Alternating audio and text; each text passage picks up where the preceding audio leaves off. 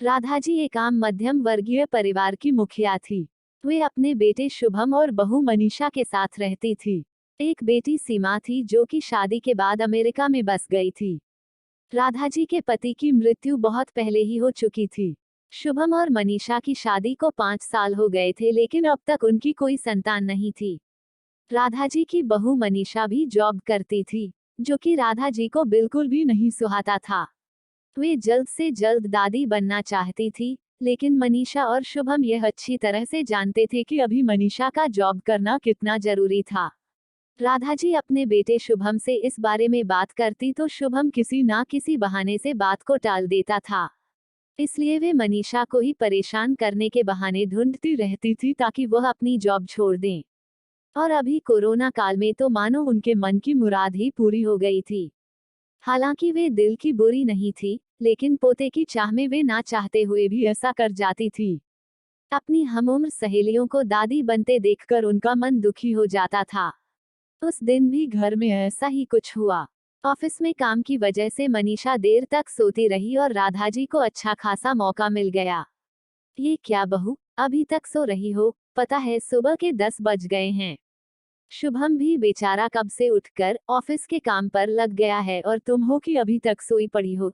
चलो अब उठकर सबके लिए चाय नाश्ता बना लो, मुझसे कुछ हो नहीं पाता है, वरना मैं तो तुम्हारे भरोसे कभी ना रहती, खुद ही सब कर लेती। सॉरी मां जी, वो देर रात तक काम चलता रहा इसलिए सुबह सुबह ही सो पाई थी, इसलिए समय का पता ही नहीं चला। आप चलिए, मैं अभी जल्दी से आती हूँ। हाँ हाँ ठीक है, मेरा कुछ नहीं, पर शुभम को देख लो, उसे कुछ चाहिए तो नहीं? कब से उठा है बेचारा। हे भगवान, मुझे जल्दी से ठीक कर दे ताकि मैं ही अपने बेटे का ध्यान रख सकूं। राधाजी ने नाटकीय अंदाज में कहा। राधाजी ने अपनी बहू मनीषा को उठाते हुए कहा। मनीषा ने घड़ी देखी तो वाकई 10 बज गए थे। आज उसकी आंख कैसे नहीं खुली। वह जल्दी जल्दी अपने काम निपटाकर हॉल में आई तो शुभम अपने लैपटॉप के साथ ऑफिस के काम कर रहा था। उसने किचन में जाकर चाय नाश्ता बनाया और फिर रात के बर्तन साफ किए और झाड़ू पोंछा करके नहाने चली गई। दरअसल कोरोना वायरस की बढ़ती बीमारी की वजह से शहर में पूरी तरह लॉकडाउन किया गया था, इसलिए काम वाली बाई भी नहीं आ रही थी। मनीषा खुद एक इंटरनेशनल कंपनी में काम करती थी। उसका ऑफिस टाइम निश्चित नहीं होता था, अधिकतर उसे रात में देर तक काम करना होता था। कल भी उसका काम देर तक चलता रहा, इसलिए वह देर तक सोती रही। मनीषा नहाकर आई तो देखा कि उसकी सास अपने कमरे में अपनी सहेली से फोन पर बात कर रही थी। बातचीत में अपना नाम सुनकर मनीषा सास की बात सुनने लगी। अरे शारदा, तुम भी अपनी बहू को ज्यादा सर पर मत बैठाओ। बहू को ज्यादा उड़ने दोगी तो कल को अपनी नौकरी के चक्कर में वह तुम्हें ही घर की नौकरानी बनाकर छोड़ेगी।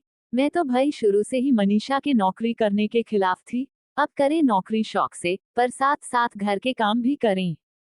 मैं तो बदन दर्द का बहाना बनाकर बैठ जाती हूँ, नहीं तो सारे काम का बोझ मेरे सिर पर आ गिरता। मैं कोई मुफ्त की नौकरानी थोड़े ही हूँ। मैं तो कहती हूँ तुम भी यही किया करो। सास की बात सुनकर मनीषा की आंखों में आंसू आ गए। वो जिस सास को बीमार समझकर उनकी दिन रात सेवा करती है, उन्हें एक ग्लास तक उठाने नहीं देती है, सारा दिन घर का और रात को ऑफिस का काम करके थकान से चूर होकर भी उफ तक नहीं करती, उसका यह फल मिला है उसे। माना वे मेरी नौकरी के खिलाफ है, मगर यदि घर की किश्त नहीं होती तो वह भी कभी नौकरी नहीं करती। शुभम का बोझ कम करने के लिए ही तो वह नौकरी कर रही थी। खैर, अभी के मुश्किल समय में वह सास से किसी भी बात पर बहस नहीं करना चाहती थी जिससे घर का माहौल खराब हो, इसलिए वह उनकी बात को नजरअंदाज करके वहां से चली गई। लेकिन उसकी नजरों में राधाजी की इज्जत जरूर कम हो गई थी। दूसरे दिन सुबह सुबह राधाजी की बेटी सीमा का अमेरिका से फोन आ गया। सीमा की सास उसके पास अमेरिका आई हुई थी। आदत के अनुसार राधाजी ने जैसे ही सीमा की सास की बुराई करनी चाही, वैसे ही सीमा ने उन्हें डपट दिया। माँ, आप बिल्कुल भी मांझी के बारे में अनाप शनाप नहीं बोलेगी। पता है आपके चक्कर में आकर मैंने उनके साथ कितना बुरा व्यवहार किया था, लेकिन आज मुझे उनकी कीमत पता चल गई है।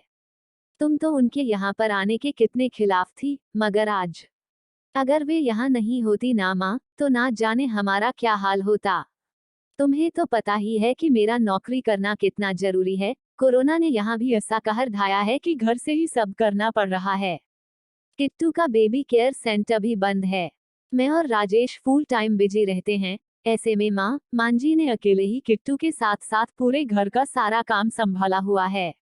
मुझे कुछ भी नहीं करने देती है। अगर वे नहीं होती तो माँ हमारा क्या होता, यह सोचकर ही रोंगटे खड़े हो जाते हैं।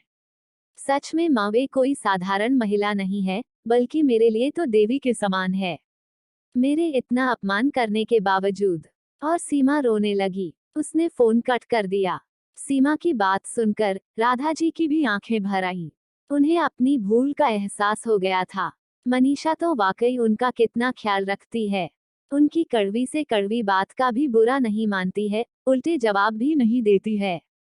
वाकई अभी का समय तो एक दूसरे को हौसला देने का है, सारे गिले शिकवे भुलाकर एक दूसरे की मदद करने का है।